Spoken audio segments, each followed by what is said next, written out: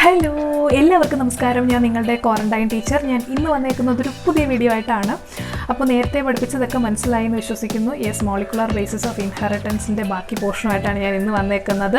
RNA world, അതുപോലെ തന്നെ നമ്മുടെ ഇമ്പോർട്ടൻ്റ് എക്സ്പെരിമെൻ്റ് ആയ മെസൽസൺ ആൻഡ് സ്റ്റോൾ എക്സ്പെരിമെൻറ്റുമായിട്ടാണ് ഞാൻ ഇന്നത്തെ ക്ലാസ്സിൽ എടുക്കുന്നത്. അപ്പോൾ അതിനു മുൻപ് നിങ്ങൾ ഈ ചാനൽ ആദ്യമായിട്ടാണ് കാണുന്നതെങ്കിൽ സബ്സ്ക്രൈബ് ചെയ്തേക്കൂ, അതുപോലെ തന്നെ ബെല്ലൈക്കൺ ക്ലിക്ക് ചെയ്തേക്കൂ. ഈസി ആയിട്ട് നോട്ടിഫിക്കേഷൻസ് ഒക്കെ കിട്ടുന്നതായിരിക്കും. ഇനി നമുക്ക് ക്ലാസ്സിലോട്ട് പോകാം.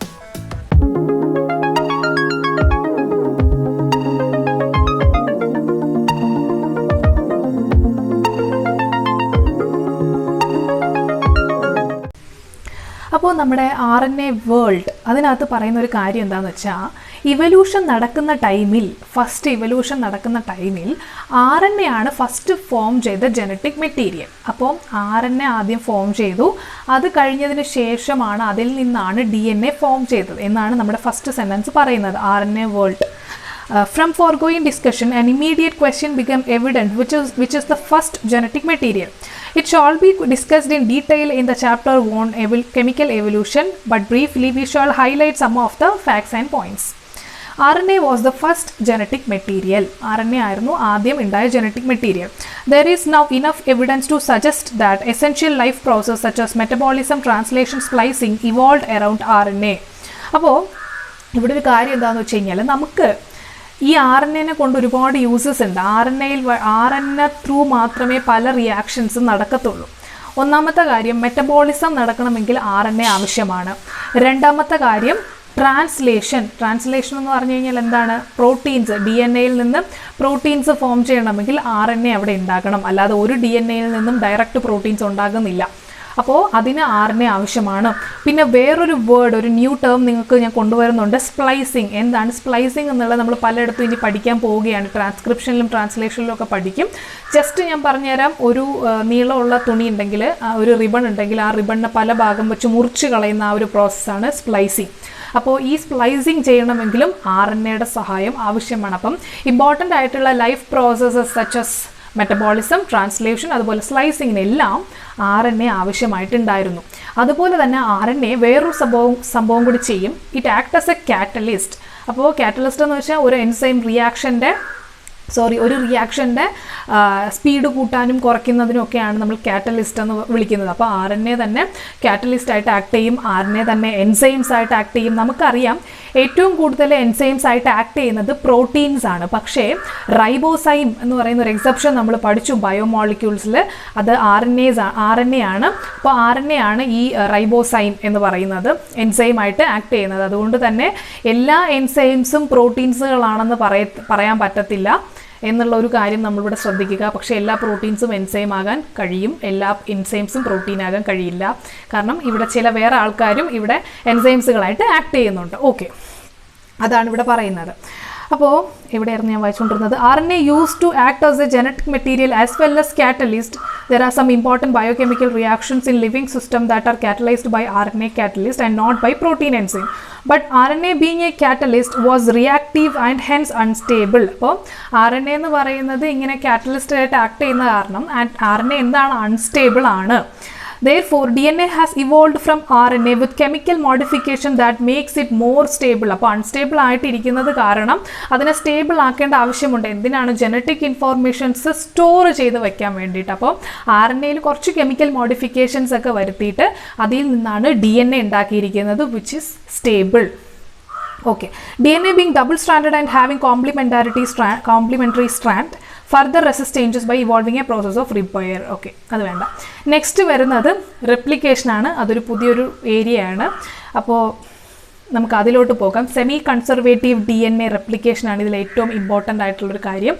അപ്പോൾ അതെന്താണെന്ന് നമുക്ക് നോക്കാം. ഫസ്റ്റ്, ഇപ്പോൾ റെപ്ലിക്കേഷൻ എന്ന് പറഞ്ഞു കഴിഞ്ഞാൽ എന്താണെന്ന് നമ്മൾ പഠിച്ചു. റെപ്ലിക്കേഷൻ എന്ന് പറഞ്ഞു കഴിഞ്ഞാൽ അതിൻ്റെ തന്നെ റെപ്ലിക്ക അല്ലെങ്കിൽ അതിൻ്റെ തന്നെ ഒരു കോപ്പി ഉണ്ടാക്കാനുള്ള കഴിവിനെയാണ് ഈ റെപ്ലിക്കേഷൻ എന്ന് പറയുന്നത്. അപ്പോൾ while proposing the double helical structure of DNA, Watson and Crick has immediately proposed a scheme for the replication of DNA. അപ്പോൾ ഇതിനകത്ത് പറയുന്ന സംഭവം ഞാൻ ജസ്റ്റ് എന്താണെന്ന് പറഞ്ഞുതരാം. ഒരു DNA ഹെലിക്സ് ഉണ്ട്. ഇപ്പോൾ ഞാൻ ജസ്റ്റ് ഇത്രയും കാണിക്കുകയാണ്. DNA ഹെലിക്സ് ഉണ്ട്. ഈ DNA ഹെലിക്സ് എന്ന് പറയുന്നത് എന്താകുന്നുണ്ട്? ഇത് ഒരു സ്ട്രാൻഡ്, ഇത് വേറൊരു സ്ട്രാൻഡ്. ഈ രണ്ട് ഹെലിക്സിൽ നിന്നും മാറി ഇത് രണ്ടും മുറിഞ്ഞ് ഇങ്ങനെ പകുതിയായിട്ടുണ്ട്. ഇതിപ്പോൾ 2 സ്ട്രാൻഡായിട്ട് മാറിയിട്ടുണ്ട്. 2 സ്ട്രാൻഡ് മേലത്തെ പോർഷൻ അറ്റാച്ച് ചെയ്തിരിക്കുകയാണ്, താഴത്തെ പോർഷൻ വിട്ടിരിക്കുകയാണ് കേട്ടോ. ഈ 2 സ്ട്രാൻഡിൽ നിന്നും ഇതൊരു പാരന്റ് സ്ട്രാൻഡായിട്ട് മാറും, ഇപ്പുറത്തത് ഒരു പാരന്റ് സ്ട്രാൻഡായിട്ട് മാറും. ഇത് രണ്ടും ഒരു പാരന്റ് സ്ട്രാൻഡ്സുകളായിട്ട് മാറിയിട്ടുണ്ട്. ഇതിൽ നിന്ന് അടുത്ത പകുതി മുതൽ ഒരു കോംപ്ലിമെൻ്ററി സ്ട്രാൻഡ് അല്ലെങ്കിൽ ഒരു ഡോട്ടർ സ്ട്രാൻഡ് പകുതി മുതൽ ഡെവലപ്പ് ചെയ്ത് വരും. മനസ്സിലായോ? അതിനെയാണ്. അപ്പം മേലത്തെ പോർഷൻ അതുപോലെ തന്നെ ഇരിക്കുന്നുണ്ട്, കൺസർവ്ഡ് അങ്ങനെയായിട്ട് തന്നെ ഇരിക്കുന്നുണ്ട്, ഒരു പ്രശ്നവും പറ്റിയിട്ടില്ല. താഴത്തെ പോർഷനിൽ നിന്ന് പുതിയ 2 സ്ട്രാൻഡ്സുകൾ ഡെവലപ്പ് ചെയ്യുന്നുണ്ട്. ഓരോ സ്ട്രാൻഡിനും അതിൻ്റെ കോംപ്ലിമെൻ്ററി സ്ട്രാൻഡുകളായിട്ട് ഡെവലപ്പ് ചെയ്യുന്നുണ്ട്. അതുകൊണ്ടാണ് അതിനെ സെമി കൺസർവേറ്റീവ് റെപ്ലിക്കേഷൻ എന്ന് പറയുന്നത്. സെമി മീൻസ് ഹാഫ് കൺസർവേഷൻ, അതായത് ഹാഫ് കൺസർവ്ഡ് ആണ്, ഹാഫ് കൺസർവ്ഡ് അല്ല. ഹാഫ് അതുപോലെ തന്നെ അറ്റാച്ച് ചെയ്തിരിക്കുന്നുണ്ട്, ബാക്കി ഹാഫിൽ നിന്ന് ഡോട്ടർ സ്ട്രാൻഡ്സുകൾ അല്ലെങ്കിൽ കോംപ്ലിമെൻ്ററി സ്ട്രാൻഡ്സുകൾ ഫോം ചെയ്യുന്നു. അതാണ് സെമി കൺസർവേറ്റീവ് DNA റെപ്ലിക്കേഷൻ്റെ കൺസെപ്റ്റ്. അപ്പോൾ നമുക്ക് നോക്കാം.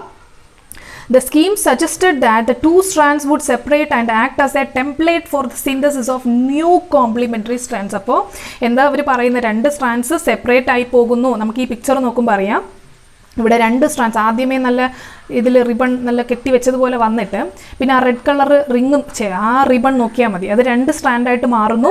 എന്നിട്ട് ആ റെഡ് സ്ട്രാൻഡ് എന്ത് ചെയ്യുന്നു, അതൊരു ടെംപ്ലേറ്റ് സ്ട്രാൻഡായിട്ട് ആക്ട് ചെയ്യുന്നു. എന്നിട്ട് അവിടെ നിന്ന് തന്നെ വേറൊരു സ്ട്രാൻഡ്, ഒരു വയലറ്റ് കളർ സ്ട്രാൻഡ് നിങ്ങൾക്ക് കാണാൻ കഴിയും, ആ സ്ട്രാൻഡ് ഡെവലപ്പ് ചെയ്തു വരുന്നു.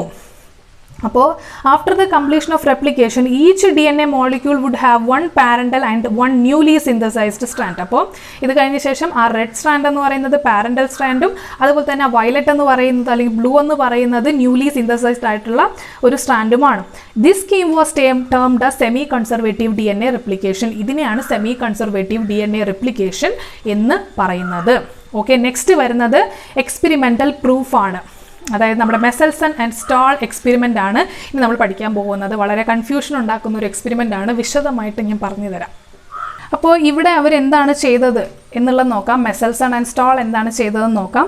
ഇവിടെ ഓൾറെഡി നമ്മൾ പഠിച്ചു DNA സെമി കൺസർവേറ്റീവ് ആയിട്ടാണ് റെപ്ലിക്കേറ്റ് ചെയ്യുന്നതെന്ന് പഠിച്ചു. അപ്പോൾ ഈ ഒരു എക്സ്പെരിമെൻറ്റ് ഇക്കോളയിലും ചെയ്തിട്ടുണ്ട്, ഹ്യൂമൻ സെൽസിൽ ചെയ്തിട്ടുണ്ട്, പ്ലാന്റ് സെൽസിലും ചെയ്തിട്ടുണ്ട്. അപ്പോൾ എന്താണ് അവർ ചെയ്ത എക്സ്പെരിമെൻ്റ് എന്നുള്ളത് ഞാൻ ജസ്റ്റ് ആദ്യത്തെ സ്റ്റെപ്പ് പറഞ്ഞുതരാം. അവരെന്ത് ചെയ്തു, ഇക്കോളൈനെ എടുത്തിട്ട് ഇക്കോളൈനെ ഒരു മീഡിയത്തിനകത്തോട്ട് ഇട്ടു കൾച്ചർ ചെയ്യാൻ വേണ്ടിയിട്ട്. ആ മീഡിയത്തിന് ഒരു പ്രത്യേകതയുണ്ട്. ആ മീഡിയം എന്ന് പറയുന്നത് അമോണിയം ക്ലോറൈഡ് മീഡിയമാണ്, NH4Cl മീഡിയമാണ്. അപ്പോൾ ഇവിടുത്തെ നൈട്രജൻ ഒരു പ്രത്യേകതയുണ്ട്. ഇവിടുത്തെ നൈട്രജൻ്റെ ഐസോടോപ്പ് എന്ന് പറയുന്നത് 15 ഐസോടോപ്പാണ് കൊടുത്തിരിക്കുന്നത്. അപ്പോൾ എന്താണെന്ന് വെച്ചാൽ നൈട്രജന് പല ഐസോടോപ്പുകളുണ്ട്. അപ്പോൾ 14 ആണ് നോർമൽ അറ്റോമിക് മാസ് യൂണിറ്റ്. അതിൽ ഹയസ്റ്റ് ഐസോടോപ്പായ നൈട്രജൻ 15 ആണ് ഇവിടെ കൊടുത്തിരിക്കുന്നത്. അപ്പോൾ ഈ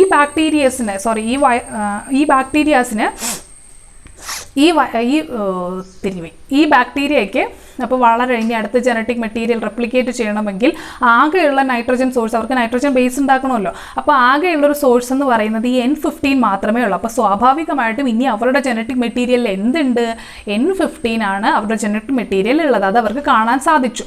എങ്ങനെയാണ് അവർ കണ്ടത്? അവർ സെൻട്രിഫ്യൂഗേഷൻ ചെയ്ത്, സെൻട്രിഫ്യൂഗേഷൻ എന്ന് വെച്ച് കഴിഞ്ഞാൽ ഡെൻസിറ്റി ഡിഫറൻസസിൽ പാർട്ടിക്കിൾസിനെ അങ്ങോട്ടും ഇങ്ങോട്ടും മാറ്റി തരംതിരിച്ച് വെക്കുക. അപ്പോൾ ഹൈ ഡെൻസിറ്റി ആയിട്ടുള്ളവർ താഴെ നിൽക്കും, താഴത്തെ പോർഷനിൽ അടിഞ്ഞുകൂടും, ലോ ഡെൻസിറ്റി ആയിട്ടുള്ളവർ മേലെ ഭാഗത്തായിട്ട് നിൽക്കും. അതാണ് സെൻട്രിഫ്യൂഗേഷൻ പ്രോസസ്സ്. അപ്പോൾ സീഷ്യം ക്ലോറൈഡിലാണ് ഇത് ചെയ്തിരിക്കുന്നത്. അതാണ് ഫസ്റ്റ് പ്രോസസ്സ്. അതായത് N15 ആയിട്ടുള്ള മീഡിയത്തിൽ ഈ കോളൈനെ കൊണ്ടിട്ട് കൾച്ചർ ചെയ്തു.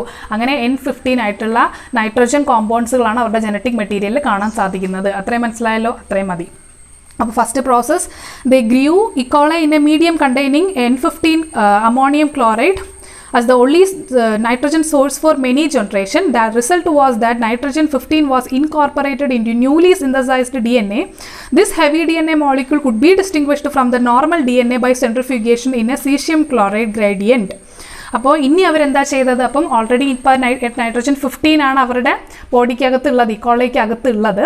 ഇനി അവരെന്ത് ചെയ്തു? Normal nitrogen isotope N14 medium ഉണ്ടാക്കി അതിനകത്ത് ഈ ഇക്കോളൈസിനെ കൊണ്ടുവന്ന് അവിടെ ഇട്ടു. അതായത് അമോണിയം ക്ലോറൈഡ്, ഇവിടുത്തെ നൈട്രജൻ്റെ പ്രത്യേകത എന്താ? N14 normal isotope. അപ്പോൾ ഇതിനെ കൊണ്ടുവന്നിട്ട് ഇങ്ങനൊരു മീഡിയം ഉണ്ടാക്കി നമ്മൾ നേരത്തെ ഓൾറെഡി N15 കൊടുത്തു വെച്ചേക്കുന്ന ഇക്കോളയിലെ അവരെ കൊണ്ടുവന്ന് ഇവിടെ ഇട്ടു. എന്നിട്ട് അവരുടെ അടുത്ത ജനറേഷൻസ് നമുക്ക് കണ്ടുപിടിച്ച് അവരുടെ പ്രത്യേകതകൾ നോക്കുക എന്നുള്ളതാണ് ഇനി നമ്മുടെ ടാസ്ക്. അപ്പോൾ Then they transferred the cells into the medium with normal ammonium chloride and took samples at various definite time intervals as the cells multiplied. അപ്പോൾ നമുക്കറിയാം ഈ കോളേക്ക് മൾട്ടിപ്ലൈ ചെയ്യാൻ ആവശ്യമായിട്ടുള്ള ടൈം എന്ന് പറയുന്നത് 20 മിനിറ്റ്സ് ആണ്. അപ്പോൾ ഫസ്റ്റ് 20 അപ്പോൾ ഈ അമോണിയം ക്ലോറൈഡിനകത്ത് ഇട്ടു, ഏത് N14 അമോണിയം ക്ലോറൈഡിനകത്ത് ഇട്ടതിന് ശേഷം 20 മിനിറ്റ് കഴിയുമ്പോഴത്തേനും അടുത്ത ജനറേഷൻ ഫസ്റ്റ് ജനറേഷൻ ഉണ്ടായിട്ടുണ്ട്. അപ്പോൾ ഈ ഫസ്റ്റ് ജനറേഷൻ അവർ എക്സാമിൻ ചെയ്തു. ഫസ്റ്റ് ജനറേഷൻ എക്സാമിൻ ചെയ്തപ്പോൾ നോക്കിക്കേ, ഈ പിക്ചർ കാണാം. ഫസ്റ്റ് N15 DNA അതിനകത്ത് ഇട്ടപ്പോൾ N15 DNA ഫോം ചെയ്ത് റെഡ് കളറിൽ കാണിക്കുന്നുണ്ട്.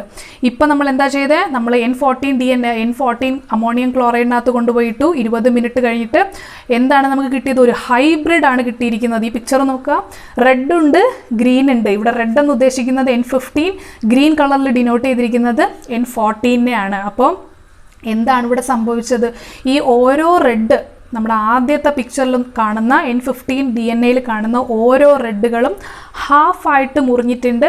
അത് കഴിഞ്ഞിട്ട് അതിൽ ഓരോന്നും പുതിയ മീഡിയത്തിലുള്ള N14 യൂസ് ചെയ്ത് പുതിയ സ്ട്രാൻഡുകൾ ഉണ്ടാക്കിയിട്ടുണ്ട്. അങ്ങനെ അവർ ഡിവൈഡ് ചെയ്തിട്ടുണ്ട്. അങ്ങനെയാണ് അവർ റെപ്ലിക്കേറ്റ് ചെയ്തിരിക്കുന്നത്. അതാണ് ഈ പിക്ചറിൽ വന്നിരിക്കുന്ന ഹൈബ്രിഡ് വെറൈറ്റി. അതായത് N14 ഉണ്ട്, N15 ഉണ്ട്. ഇനി അവരെന്ത് ചെയ്തു, ഇങ്ങനെ തന്നെ ഇരിക്കുകയാണ്. അവർ അടുത്ത ജനറേഷൻ ഉണ്ടാക്കി. നെക്സ്റ്റ് 20 മിനിറ്റ്സ്, അങ്ങനെ മൊത്തം 40 മിനിറ്റ്സ് ആയി. 40 മിനിറ്റ്സ് കഴിഞ്ഞപ്പോൾ എന്ത് സംഭവിച്ചു, ഇവിടെ ലൈറ്റും അതുപോലെ തന്നെ ഹൈബ്രിഡുമായിട്ടുള്ള ആൾക്കാരെ കാണാൻ സാധിച്ചു. അപ്പോൾ എങ്ങനെയാണ് ഈ ഇതിനകത്തുണ്ടായ ഗ്രീൻ കളർ നോക്കിയ N14, അടുത്ത N14 നമ്മുടെ മീഡിയത്തിലുള്ള N14 ഉപയോഗിച്ചിട്ട് അടുത്ത ന്യൂ സ്ട്രാൻഡ്സുകൾ N14 എന്ന് പറയുന്ന സ്ട്രാൻഡ് ഉണ്ടായിട്ടുണ്ട്. 2 N14 സ്ട്രാൻഡുകളും 2 ഹൈബ്രിഡ് സ്ട്രാൻഡുകളും ഉണ്ടാക്കിയിട്ടുണ്ട്. അതുകൊണ്ട് തന്നെ സെൻട്രിഫ്യൂഗേഷൻ ചെയ്തപ്പോൾ ഒരു ഹൈബ്രിഡ് ബാൻഡും അതുപോലെ തന്നെ ഒരു ലൈറ്റ് ബാൻഡ് എന്ന് പറയുന്നത് N14 ആണ്. N14 ബാൻഡും ഇവിടെ ഫോം ചെയ്തു. ഓക്കെ, ഇനി നമുക്ക് സെൻറ്റൻസ് വായിക്കാം. Thus, the DNA was extracted from the culture one generation after the transfer from N15 to N14 medium, that is after 20 minutes, had a hybrid or intermediate density. Hybrid ആയിട്ടുള്ള density ഉള്ള കിട്ടി, അതായത് N14 N15 ആയിട്ടുള്ള കിട്ടി. DNA extracted from the culture after another generation, that is after 40 minutes, generation 2, was composed of equal amounts of hybrid DNA and of the light DNA. അങ്ങനെ hybrid DNA കിട്ടി, ഇതുപോലെ തന്നെ light DNAയും കിട്ടി. അപ്പോൾ ഇതിൽ നിന്നത് അവരത് പ്രൂവ് ചെയ്തു, സെമി കൺസർവേറ്റീവ് ആയിട്ടാണ് DNA റെപ്ലിക്കേറ്റ് ചെയ്യുന്നത്. അപ്പോൾ ഇതേ ഒരു എക്സ്പെരിമെൻറ്റ് തന്നെ തൈമിഡിൻ വെച്ചിട്ട് തന്നെ നമ്മുടെ വിസിയ ഫാബയിൽ ചെയ്തിട്ടുണ്ട്. അതായത് ഫാബ ബെയിൻസിൽ ടൈലർ കൊളീഗ്സ് ഇവരാണ് ഇത് ചെയ്തിരിക്കുന്നത്, ഈ ഒരു എക്സ്പെരിമെൻറ്റ്. ഇത് ഞാൻ ജസ്റ്റ് മെൻഷൻ ചെയ്തത്, ഇത് എൻട്രൻസ് പോയിന്റ് ആണ്. ഏതിലാണ് ഈ തൈമിഡിൻ വെച്ചിട്ട് എക്സ്പെരിമെൻറ്റ് ചെയ്തിരിക്കുന്നത് എന്നുള്ളത് ഒരു ക്വസ്റ്റ്യൻ ആണ്. അപ്പോൾ വിസിയ ഫാബ ആ പേര് ഓർത്ത് വയ്ക്കുക. ആരാണ് ചെയ്തത്, ടൈലർ ആൻഡ് കൊളീഗ്സ് ഇൻ 1958 ഇത് ചെയ്തിരിക്കുന്നത്. അപ്പോൾ ഇതിൽ നിന്ന് ഈ 2 എക്സ്പെരിമെൻറ്റിൽ നിന്ന് അവർ പ്രൂവ് ചെയ്തു DNA സെമി കൺസർവേറ്റീവ് ആയിട്ടാണ് റെപ്ലിക്കേറ്റ് ചെയ്യുന്നത്. മെയിനായിട്ട് ഇവിടെ നമുക്ക് പഠിക്കാനുള്ളത് മെസൽസൺ ആൻഡ് സ്റ്റോൾ എക്സ്പെരിമെൻ്റ് ആണ്, അത് അറിഞ്ഞിരിക്കുക. ഇതും NCERT കാരണം എൻട്രൻസിന് ചോദിക്കാൻ വഴിയുണ്ട്. അതുകൊണ്ട് ഈ ഒരു നെയിമും വിസിയ ഫാബ എന്നുള്ള ആ നെയിമും ഓർത്ത് വെച്ചിരിക്കുക. അപ്പോൾ എല്ലാവർക്കും മനസ്സിലായെന്ന് വിശ്വസിക്കുന്നു. അപ്പോൾ ഈ ഒരു ക്ലാസ് ഇവിടെ അവസാനിക്കുന്നു. നിങ്ങൾക്ക് എന്തെങ്കിലും ഡൗട്ട് ഉണ്ടെങ്കിൽ ചോദിക്കുക. Facebook, Instagram, Telegram, your quarantine teacher. Thank you so much for watching this video. By.